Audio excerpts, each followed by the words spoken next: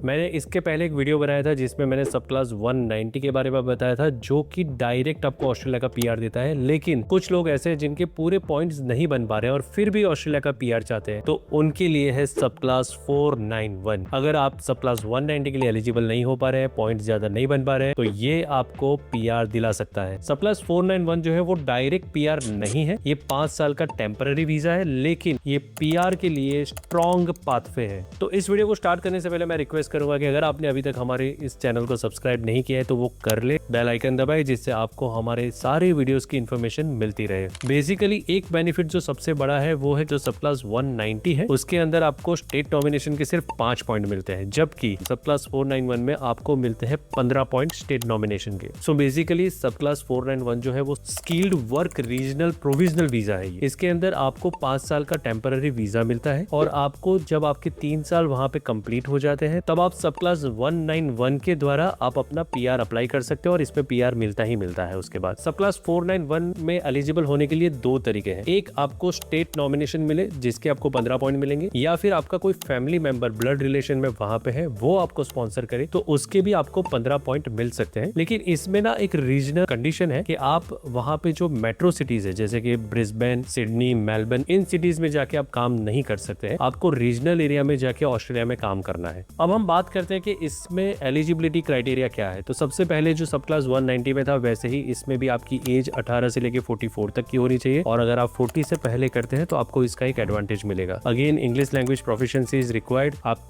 6.5 bands करते हैं तो आप एलिजिबल हो जाते हैं, बट आई वुड रेकमेंड कि आप गो फॉर 7 to 8 बैंड्स। और अगर आपका पार्टनर आपके साथ है तो आप उनको भी एडवाइस करेंगे वो भी IELTS, PT या लैंग्वेज सर्ट इनमें से 3 में से कोई एक एग्जाम दे। इसके अलावा आपके पास वर्क एक्सपीरियंस होना चाहिए। वर्क एक्सपीरियंस के सारे डॉक्यूमेंट्स आपके पास प्रॉपर होने चाहिए, क्योंकि उसकी जेन्युइननेस चेक करना बहुत जरूरी है। वो सब कुछ वेरीफाई होता है, तो आपको आपके सैलरी स्लिप्स, आपके अकाउंट, बैंक स्टेटमेंट्स, आपके TDS forms, form 16, experience letter, appointment letter, promotion letter, ये सारी चीजें आपके पास बहुत ही एक्यूरेटली होनी चाहिए। आप जिस भी स्टेट में नॉमिनेशन लेना चाहते हैं वहां की जो ऑक्यूपेशन लिस्ट है उसके हिसाब से आपको स्किल असेसमेंट तो कराना ही पड़ता है। तो स्किल असेसमेंट जब पॉजिटिव आ जाता है वो आपको वेटेसिस जैसी कंपनीज आपको करके देती है, उसमें 2 से 3 महीने का टाइम लगता है। स्किल असेसमेंट पॉजिटिव आ जाता है और ये सारी चीजें जब आपके पास हो जाती है तब आप इसके लिए एलिजिबल हो जाते हैं। बेसिकली इसमें भी आपको 65 पॉइंट्स एलिजिबिलिटी के लिए है, लेकिन 65 पॉइंट्स पे आपको इनविटेशन मिलना बहुत ही मुश्किल है। तो आई वुड सजेस्ट कि जब आपका स्कोर 70-75 के प्लस जाता है तब आप इसमें डेफिनेटली अप्लाई कर सकते हैं। ये आपका एक श्योर शॉट वीजा लेने का रूट बन सकता है। ये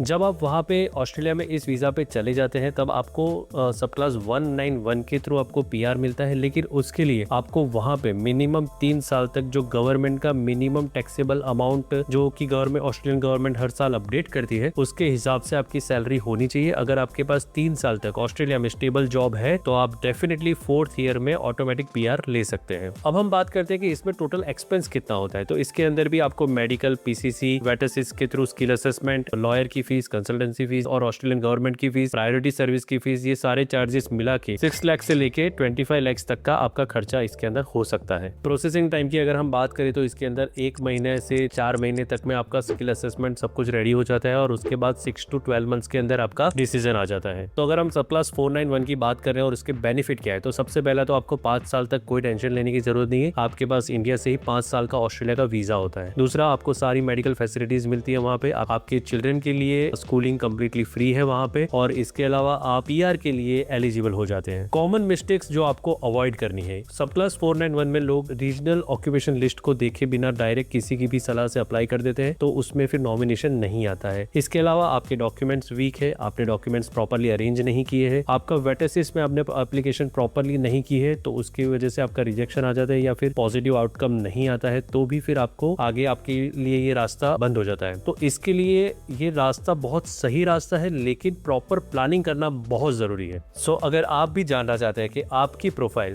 सब क्लास 190 के लिए एप्लीकेबल है या फिर सब क्लास 491 के लिए, तो उसके लिए आज ही डिस्क्रिप्शन में दिए गए हमारे हेल्पलाइन नंबर्स पे कॉल करें, आपका फ्री असेसमेंट कराए, पर पॉइंट कैलकुलेट करवाए और हम आपको बताएंगे कि आप इसके लिए एलिजिबल है या नहीं। Thank you for watching us. अगर आपने अभी तक सब्सक्राइब नहीं किया है तो आई वुड रिक्वेस्ट आप इसको सब्सक्राइब करें। मैंने 491 के ऊपर जैसे ही वीडियो बनाया है वैसे ही सब क्लास 190 के ऊपर भी एक वीडियो बनाया है। अगर आपको चाहिए तो उसकी लिंक हमने डिस्क्रिप्शन में दी है, वो भी आप जरूर देखें। Thank you for watching us.